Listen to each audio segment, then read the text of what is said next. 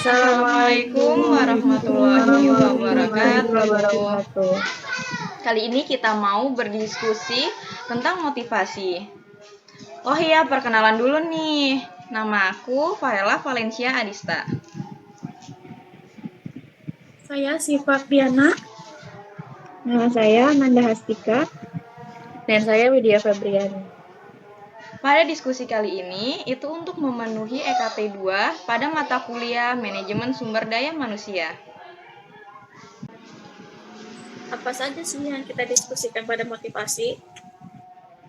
Yang kita diskusikan adalah pengertian dari motivasi, tujuan motivasi, manfaat dari motivasi, faktor yang meningkatkan motivasi, dan jenis motivasi. Kalian pernah nggak sih ingin melakukan sesuatu hal, tapi ada rasa takut? Dan setelah dimotivasi oleh seseorang, kalian rasanya jadi percaya diri buat melakukan hal itu. Nah, kalau menurut kalian, apa sih motivasi itu? Kalau menurut saya, motivasi adalah alasan untuk menyebabkan kita bergerak dalam melakukan sesuatu yang kita tuju dan dapat menjadikan kita lebih produktif lagi. Kalau menurut aku, motivasi adalah alasan yang mendasari sebuah perbuatan yang dilakukan oleh seorang individu. Seseorang dikatakan memiliki motivasi tinggi jika orang tersebut memiliki alasan yang sangat kuat untuk mencapai apa yang diinginkannya dengan mengerjakan pekerjaan yang sedang dilakukannya pada saat ini. Kalau menurut saya, motivasi adalah hasrat atau dorongan yang timbul pada diri seseorang secara sadar atau tidak sadar untuk melakukan suatu tindakan dengan tujuan tertentu. Nah, kalau motivasi menurut saya sendiri adalah keterampilan hidup yang penting. Alasan pentingnya adalah karena setiap orang di muka bumi ini unik dan memiliki tujuan. Nah, untuk menjaga tujuan itu, seseorang harus termotivasi untuk bekerja mencapai impian menjadi kenyataan.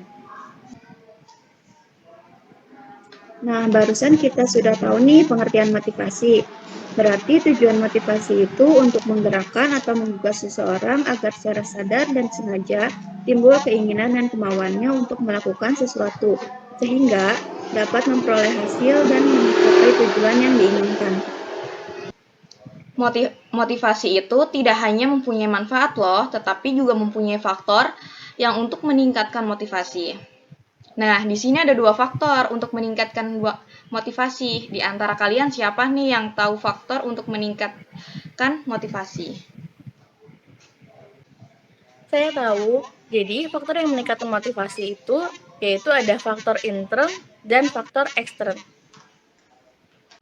Apa aja sih pengertian faktor-faktor peningkatan motivasi itu?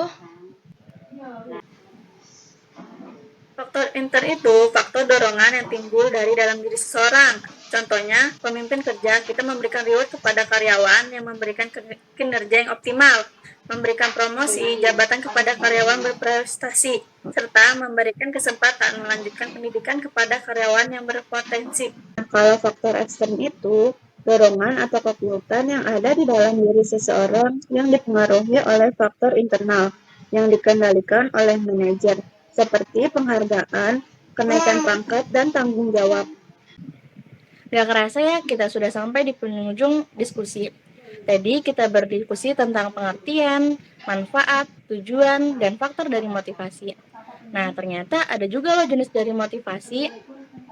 Nah, ya, salah satunya ada motivasi primer, yaitu motivasi yang didasarkan pada motif-motif dasar. Motif dasar tersebut berasal dari biologis atau jasmani manusia, seperti mencari makan dan rasa ingin tahu.